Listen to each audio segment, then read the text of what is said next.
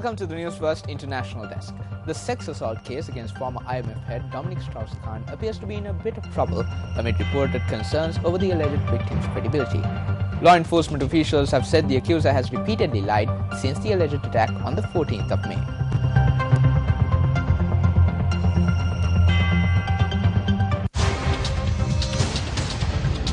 Officials reportedly said the Guinean-born maid also appeared to have lied in her asylum application.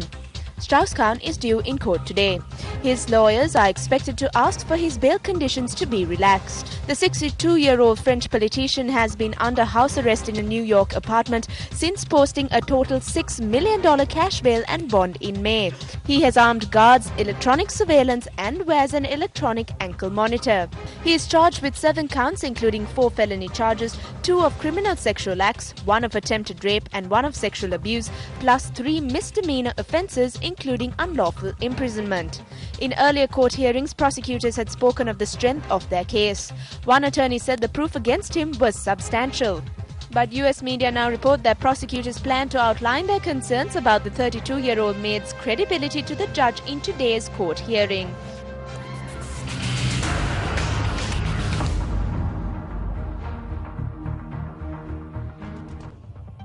Meanwhile, French President Nicolas Sarkozy was involved in a scuffle during a handshake tour when a man grabbed him by the shoulder and tried to pull him over a crowd barrier.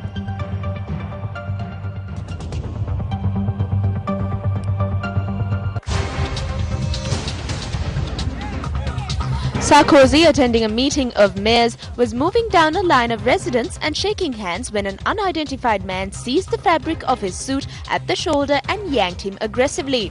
In footage shown on several French news channels, bodyguards pulled the man back from the crowd and pinned him to the ground as Sarkozy, visibly shaken, looked on.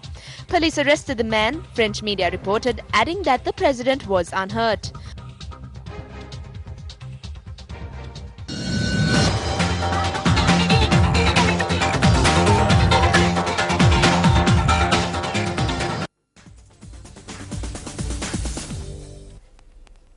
Good evening and welcome to Sports First. The Minister of Sports has decided to appoint a new interim committee to run Sri Lanka cricket for the next 6 months. The new interim committee, which will be chaired by Upali Dharmadasa, who is incidentally a former chairman, will assume duties from Monday. Prakash Shafter will act as the secretary of the new Sri Lanka Cricket Interim Committee, while Nimal Pereira has been appointed as the treasurer of the committee. Meanwhile, Siddharth Vettamuni has been named as a member of the new interim committee. We are aiming to appoint officials to the cricket board by conducting an election during the first half of 2012. You might ask whether we are doing this because we are scared of what was decided at the ICC annual conference. If that was true, then we could go on like this till the latter part of 2013. We have no issue. We can hold an election tomorrow itself. However, I need to create an environment where an individual who loves the sport is appointed to the top post. That is why I requested a time duration of 6 months. Or else, I am prepared to hold an election tomorrow and appoint officials to the cricket board. Speaking at the event, Upali Dharmadasa shared these views with the media. I am not new to cricket. I have also not come here to learn management. I am a businessman. I manage the places where I engage in business. I have worked at places which are even more difficult to develop. I hope to work in order to protect Sri Lanka cricket as well as the government's image. Cricket has become the 5th religion in Sri Lanka. We have accepted these posts to develop this. Still in cricket news, the brilliant century by Mahela Jayawardene guided Sri Lanka to a competitive score of 309 runs in the second one-day international against England that leads today. England currently lead the 5-match one-day series 1-0.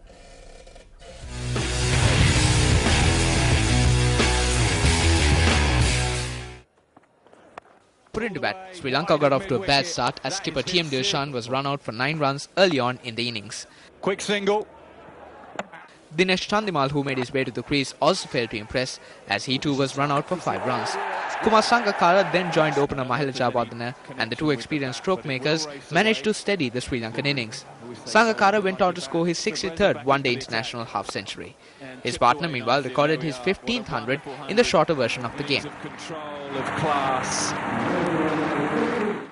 Together, the pair put on 159 runs for the third wicket. Sangakkara, who was on 69, was then undone by a Graham Swan delivery. Swan struck again a short while later to dismiss Mal Jayawardene for a well-compiled 144 runs. A quick-fire 46 by all-rounder Angelo Matthews ensured that Sri Lanka ended up with 309 runs for the loss of 5 wickets in their allotted 50 overs. And well, they Sri Lanka played very, very well. Chasing 310 runs for victory, England were 144 for the loss of 4 wickets in 28 overs a short while ago. And finally, in some rugby news, the CRNFC and Navy rugby teams clinched victories in 2 Interclub A Division rugby encounters, which were worked off today.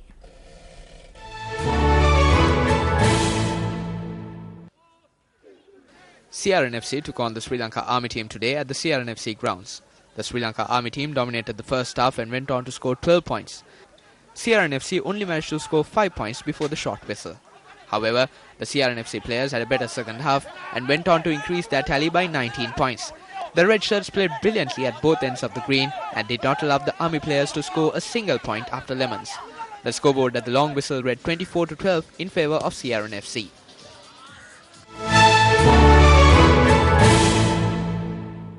Meanwhile, the game between Navy and Police took place in Velsara. Navy managed to score 14 points in the first half. The Police in reply only managed to score 6 points. The Sailors continued their dominance in the second half as well and went on to win the game 20 points to 14.